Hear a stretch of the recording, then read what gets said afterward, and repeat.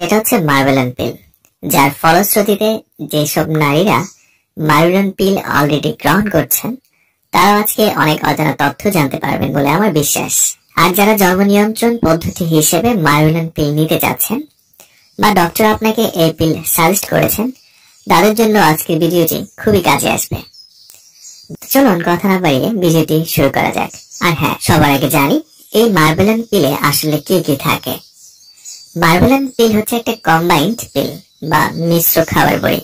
এখানে কম্বাইন্ড বা মিশ্র শব্দ দিয়ে বোঝানো হয়েছে দুটি হরমোনের সংযুক্ত, মানে প্রতিটি ট্যাবলেটে দুটা ভিন্ন ধরনের হরমোন রয়েছে, যার একটি হরমোনের নাম হচ্ছে ডেসোডেস্ট্রল, আরেকটি হরমোন হচ্ছে ইথাইনাল অ্যাস্টাডিয়াল। খুবই স্বল্প পরিমাণে এই হরমোন থাকার কারণে মার্বেলান পিলকে স্বল্প মাত্রার জন্মবিরতিকরণ পিল হিসেবে ধরা হয়ে থাকে। আর এই প্যাকেটে মোট 21টি ট্যাবলেট থাকে এবং প্রতিটি ট্যাবলেটে একই হরমোন একই মাত্রায় থাকে। মার্বেলান পিল বাজারে নিয়ে এসেছে নবিস্তা ফার্মাসিউটিক্যাল লিমিটেড। মার্বেলান পিল কেন নারীরা পছন্দ করে থাকেন?